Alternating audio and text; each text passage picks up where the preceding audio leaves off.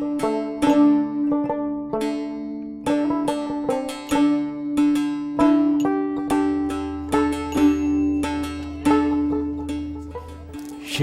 সকলের অধিকার, আর এই অধিকার বাস্তবায়নের প্রথম ধাপ হল প্রাথমিক শিক্ষা। প্রাথমিক শিক্ষা যে কোনো শিশুর জীবনে একটি গুরুত্বপূর্ণ অধ্যায়, কারণ প্রাথমিক শিক্ষার মধ্য দিয়ে শিশুর জীবনের ভিত্তি রচিত হয়, যা মানুষের পরবর্তী সমগ্র জীবনের কর্মকাণ্ডে প্রতিফলিত হয়। মানুষের জন্য ফাউন্ডেশনের অর্থায়নে ঢাকা আসনা মিশন সুনামগঞ্জ জেলার ধর্মপাশা উপজেলায় strengthening good governance in primary schools in Bangladesh to ensure quality education শিরোনামে একটি প্রকল্প প্রায় 2 বছর যাবৎ পরিচালনা করে আসছে। প্রজেক্টের প্রধান লক্ষ্য হচ্ছে প্রাথমিক শিক্ষা ব্যবস্থায় সুশাসন প্রতিষ্ঠা এবং জাতীয়ভাবে মানসম্মত প্রাথমিক শিক্ষা অর্জনে সহযোগিতা করা। সিলেট বিভাগের সুনামগঞ্জ জেলার অন্যতম একটি উপজেলা ধর্মপাশা। এর মোট আয়তন ৪৯,৬০৩ বর্গ কিলোমিটার, মোট জনসংখ্যা ১,৬৪,১৩১ এবং শিক্ষার হার ২০.৮%। ভৌগোলিক দিক থেকে সুনামগঞ্জ জেলা বাংলাদেশের উত্তর পূর্ব কোণে অবস্থিত। এর পার্শ্ববর্তী জেলা হল নেত্রকোনা। পুরো ধর্মপাশা উপজেলা জুড়ে রয়েছে অনেক হাওর এবং বিল। বিশ্ব ঐতিহ্যখ্যাত দেশের বৃহত্তম টাঙ্গুয়ার হাওর ধর্মপাশা উপজেলায় অবস্থিত। উপজেলা সদরের পাশ দিয়ে বয়ে চলেছে কংস নদী। ভরা বর্ষায় ভারতের মেঘালয়ের পার্বত্য অঞ্চল হতে আসা পাহাড়ি ঢলে ভরে যায় উপজেলাটির হাওর বাওর। কখনো কখনো আকস্মিক বন্যায় ছয়লাভ হয়ে যায় নিম্নাঞ্চল সহ বিস্তৃত এলাকা। ক্ষতিগ্রস্ত হয় আবাদি ফসল। প্রাকৃতিক দুর্যোগের কারণে এ এলাকার মানুষ সব দিক দিয়ে পিছিয়ে রয়েছে। এ এলাকার বেশিরভাগ মানুষ চরম দারিদ্র্যসীমার নিচে বাস করে। তাদের আয়ের প্রধান উৎস হল মাছ ধরা। বর্ষা মৌসুমে তারা মাছ ধরে কোনো রকমে জীবনযাপন করে। যারা মাছ ধরার সঙ্গে যুক্ত নয়, তাদের এ সময় তেমন কোনো কাজ থাকে না, ফলে অভাব অনটনের মধ্যে দিয়ে তাদের জীবন কাটে। দারিদ্রতার কারণে এ এলাকার শিশুরা প্রাথমিক শিক্ষা গ্রহণ করতে পারছে না। দারিদ্র্যক্লিষ্ট অনুন্নত অবকাঠামো এবং হাওর বাওর বেষ্টিত সুনামগঞ্জ জেলার শিশুদের শিক্ষার হার সর্বনিম্ন পর্যায়ে রয়েছে। এই জনপদের অসংখ্য শিশু শিক্ষার সুযোগ থেকে বঞ্চিত। আমাদের প্রাথমিক শিক্ষার মান উন্নয়নে আমরা এখানে কাজ করছি, আপনারাও কাজ করছেন। তো সেক্ষেত্রে আমাদের যে বড় বাধা, আমার কাছে সবচেয়ে বড় মনে হয় দারিদ্রতা। প্রাথমিক শিক্ষার মান উন্নয়নে আরেকটা সবচেয়ে বড় বাধা, যেহেতু হাওর অঞ্চল, নিম্নাঞ্চল, সেক্ষেত্রে যোগাযোগ একটা বিশাল সমস্যা আমাদের। যোগাযোগের কারণে অনেক সময়, বিশেষ করে বর্ষাকাল এবং বর্ষাকালের শেষে, আপনারা তো জানেন যে আমাদের এখানে একটা বিদ্যালয়, সেটার আশেপাশে কয়েকটা পাড়া থাকে। তো সেই ক্ষেত্রে ওই বর্ষাকালে হয়তো নৌকা দিয়ে যেতে পারে, বাট বর্ষার শেষের দিকে আপনার খাল বিল পার হয়ে বাচ্চারা যেতে হয়। সেই ক্ষেত্রে গার্ডিয়ান অনেক সময় ভয় পায় যে বাচ্চাটা খালে পড়ে যায় কিনা, নদীতে পড়ে যায় কিনা। সেই জন্যে উপস্থিতিও কমে যায় এবং সেই ক্ষেত্রে পাঠদানও বিঘ্নিত হয়, বাচ্চারা রেগুলার থাকতে পারে না উপস্থিত। সেই ক্ষেত্রে দেখা যায় যে প্রাথমিক শিক্ষা সমাপনী আমরা যে পরীক্ষা নেই, সেই পর্যন্ত তারা অনেকেই বুঝতে পারে না। বর্তমানে বাংলাদেশে প্রাথমিক শিক্ষার ভর্তির হার সন্তোষজনক হলেও মানের ক্ষেত্রে বিরাট প্রশ্ন রয়ে গেছে। শিক্ষার্থী ঝরে পড়ার হার এখনও কমানো যায়নি। বাংলাদেশের বিশেষ করে চরাঞ্চল, হাওড়াঞ্চল, উপকূলীয় অঞ্চলে ছাত্র ভর্তি, ছেলেমেয়ের অনুপস্থিতি ও শিক্ষকের সংখ্যা এখনও অপ্রতুল। আমাদের মতো উন্নয়নশীল দেশে বিরাজমান সমস্যাসমূহের মতো প্রাথমিক বিদ্যালয়সমূহ বহুবিধ সমস্যায় জর্জরিত, যেমন স্কুল ঘরের সমস্যা, জায়গার অভাব, মাঠের অভাব, শিক্ষকের অভাব, গুণগত শিক্ষা প্রদানের সমস্যা, ঝরে পড়ার হার বেশি ইত্যাদি। এ এলাকার বেশিরভাগ স্কুলে শিশু শ্রেণীর জন্য কোনো শ্রেণীকক্ষ না থাকায় স্কুলের বাইরে তাদের ক্লাস নেওয়া হয়। কোনো কোনো সময় নিয়োগপ্রাপ্ত স্কুল শিক্ষকের পরিবর্তে প্যারা শিক্ষক দিয়ে ক্লাস নেওয়া হয়। এতে করে শিক্ষার্থীরা উপযুক্ত শিক্ষা পাওয়া থেকে বঞ্চিত হচ্ছে। আমি সহ আমার বিদ্যালয়ে মাত্র 2 জন শিক্ষক রয়েছি। আমাদের বিদ্যালয়ের ছাত্রছাত্রীর সংখ্যা শিশু শ্রেণী সহ প্রায় 350 জন। এই 350 জন ছাত্রছাত্রীদেরকে নিয়ে আমরা 2 জন শিক্ষককে অনেক কষ্ট করে তাদের শিক্ষা দিচ্ছি। তো এখানে 7 জন শিক্ষক থাকার কথা ছাত্র অনুযায়ী, সেই হিসেবে আমাদের শিক্ষক নেই। বিগত বছরে আহসানিয়া মিশন কর্তৃক আমাদেরকে 3 জন শিক্ষক দেয়া হয়েছে SGGPS প্রকল্পের মাধ্যমে। তারা বিদ্যালয়ের দুর্বল শিশুদের শনাক্ত করে তাদেরকে শিক্ষা দিয়েছে এবং অনেকটাই উন্নতি সাধিত হয়েছে। প্রাথমিক বিদ্যালয়সমূহে সুব্যবস্থাপনা ও সুশাসনের অভাবে মানসম্মত শিক্ষা থেকে শিশুরা দারুণভাবে বঞ্চিত হচ্ছে। বিশেষ করে দুর্গম ভৌগোলিক অবস্থান ও অবহেলিত আর্থসামাজিক জনপদে হাজার হাজার শিশু প্রাথমিক বিদ্যালয়ের বাইরে অবস্থান করছে অথবা বিদ্যালয়ে ভর্তি হয়েও ঝরে পড়ছে। কারণ বিদ্যালয় ব্যবস্থাপনায় ছাত্র অভিভাবক ও স্থানীয় মানুষের অংশগ্রহণ নেই, তাদের মতামত প্রদানের সুযোগ নেই মানুষের কাছে জবাবদিহিতার ব্যবস্থা, যার ফলাফল ভোগ করছে এদেশের অগণিত শিশু। তারা লেখাপড়া থেকে বঞ্চিত হচ্ছে মানসম্মত শিক্ষা থেকে।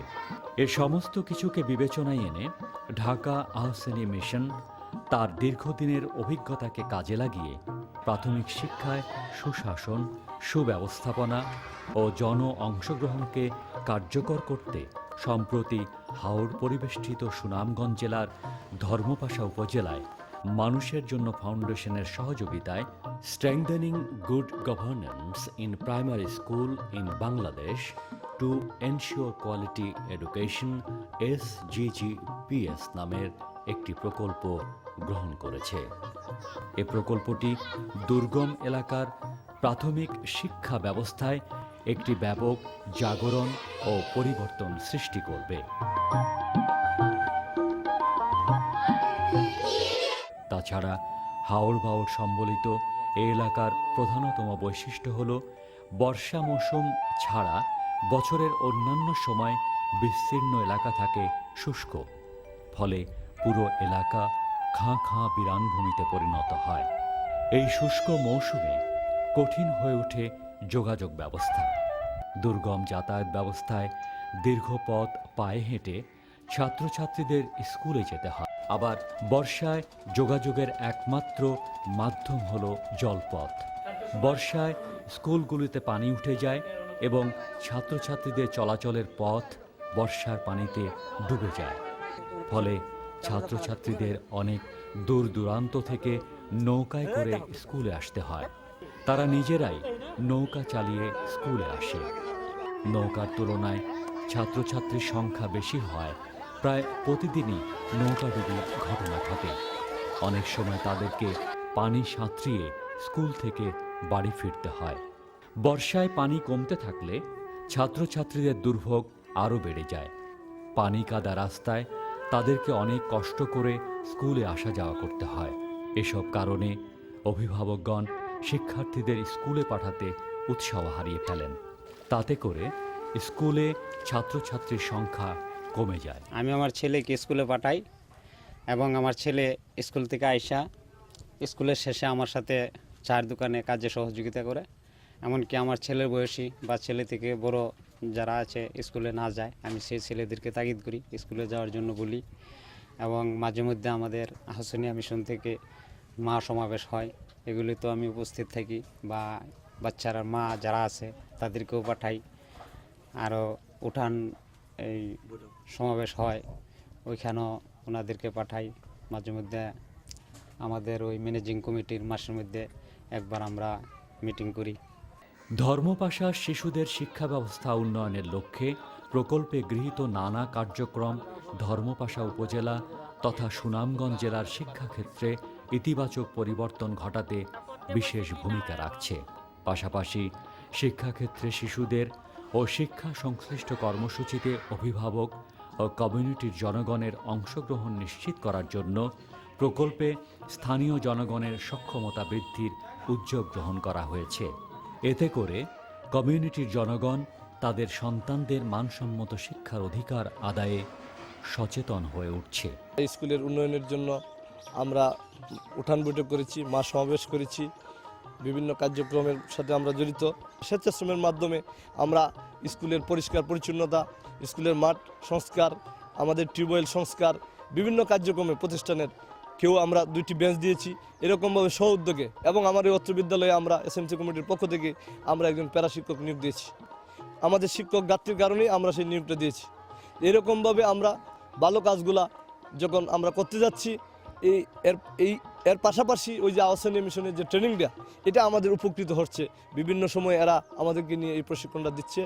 এই প্রকল্পের লক্ষ্য হল বাংলাদেশের নির্বাচিত দুর্গম অঞ্চলের জনগণের নেতৃত্বে প্রাথমিক বিদ্যালয়সমূহে সুশাসন ও মানসম্মত শিক্ষা প্রতিষ্ঠা করা।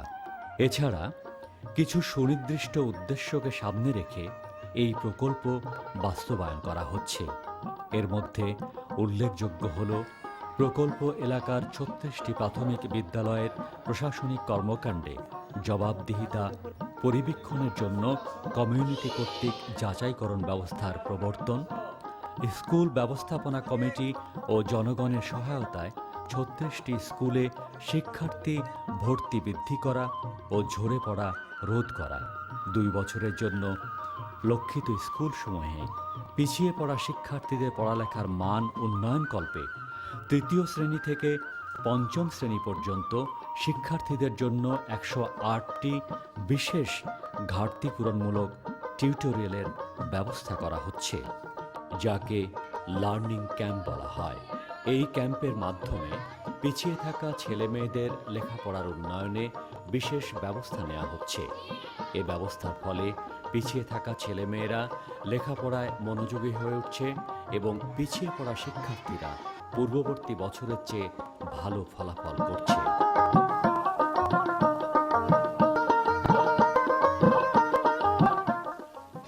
SGGPS প্রকল্প বাস্তবায়নে কিছু কৌশল অবলম্বন করা হয়ে থাকে।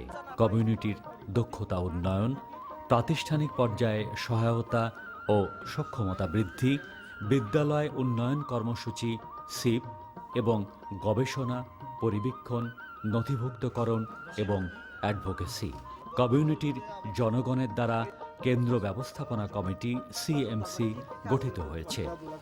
এই কমিটি প্রাথমিক শিক্ষার মান উন্নয়নে ক্যাম্প পরিচালনা, শিক্ষক প্রশিক্ষণ সহ বিভিন্ন ধরনের উদ্যোগ গ্রহণ করছেন।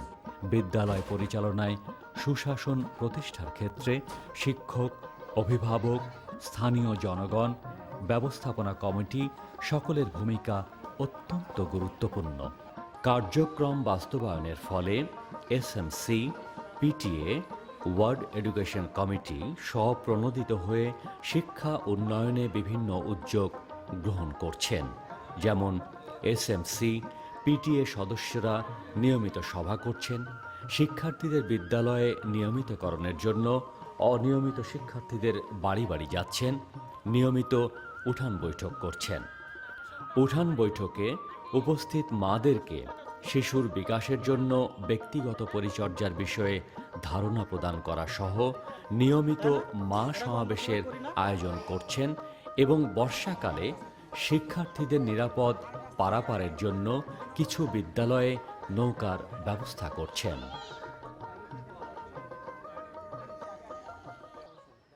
এই প্রকল্পের লক্ষ্য হল বাংলাদেশের নির্বাচিত দুর্গম অঞ্চলের জনগণের নেতৃত্বে প্রাথমিক বিদ্যালয়সমূহে সুশাসন ও মানসম্মত শিক্ষা প্রতিষ্ঠা করা। বর্তমানে এই এলাকার 36টি স্কুলে ৬,৭২২ জন শিক্ষার্থী এই প্রকল্পের আওতায় রয়েছে, যেখানকার মোট জনসংখ্যা 20,000-এর মতো। সরকারি পরিসংখ্যান অনুযায়ী প্রকল্প এলাকার 36টি স্কুলে বিগত 2010 এবং 2011 সালে তৃতীয় শ্রেণী, চতুর্থ শ্রেণী এবং পঞ্চম শ্রেণীতে মোট শিক্ষার্থী সংখ্যা, পরীক্ষায় অংশগ্রহণকারী শিক্ষার্থীর সংখ্যা এবং সর্বমোট পাশের সংখ্যার তুলনামূলক একটি চিত্র উঠে এসেছে।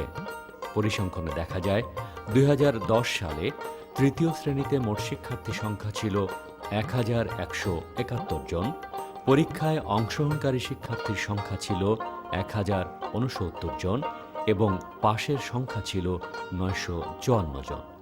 চতুর্থ শ্রেণীতে মোট শিক্ষার্থী সংখ্যা ছিল 879 জন, পরীক্ষায় অংশগ্রহণকারী শিক্ষার্থীর সংখ্যা 813 জন এবং পাশের সংখ্যা 655 জন।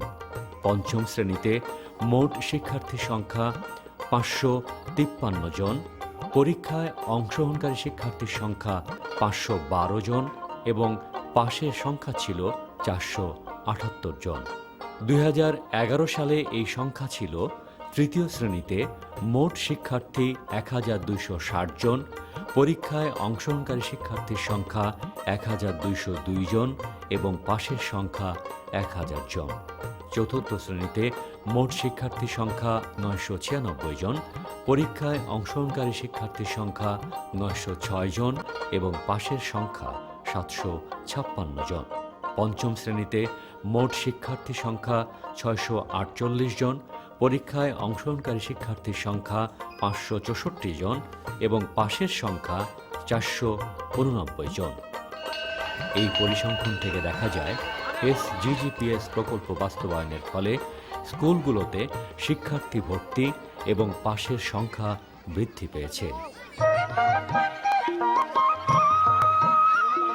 ছাত্রছাত্রীদের পড়াশোনার মান উন্নয়নের পাশাপাশি শিক্ষক, অভিভাবক ও শিক্ষা সংশ্লিষ্ট ব্যক্তিবর্গের প্রখর কিন্তু সহনশীল ও যত্নশীল নজরদারিতে স্কুল থেকে শিক্ষার্থী ঝরে পড়া কমেছে। শিশুরা ক্রমশ স্কুলে নিয়মিত হচ্ছে। যে সকল কমিটি শিক্ষার মান উন্নয়ন ও স্কুলের সুশাসনের জন্য গঠন করা হয়েছে, সেখানে শিক্ষার্থীদের অভিভাবকগণ ব্যাপক আগ্রহ উৎসাহের সাথে যোগদান করছেন।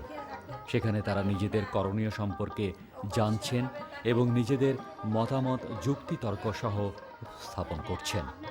SGGPS প্রকল্পের আওতায় অতি সম্প্রতি বিদ্যালয়ের অবকাঠামো উন্নয়নের জন্য খেলার মাঠ ভরাটের কাজ চলছে। এর ফলে শিশুদের লেখাপড়ার মান উন্নয়নের পাশাপাশি শারীরিক ও মানসিক বিকাশ ঘটবে। মানসম্মত শিক্ষা অর্জনের জন্য সর্বাগ্রে প্রয়োজন স্কুল ও বিদ্যালয় পরিচালনায় সুশাসন। সুশাসন থাকলে মা বাবারা তাদের সন্তানের লেখাপড়ায় উৎসাহী হবে, শিক্ষকদের সহায়তা দান করবে। শিক্ষক, SMC, PTA সহ সমাজের সবাই শিশুদের সঠিক শিক্ষা প্রদানের জন্য কাজ করবে, যার মাধ্যমে শত প্রতিকূলতার মাঝেও শিশুরা পাবে সঠিক মানের শিক্ষা।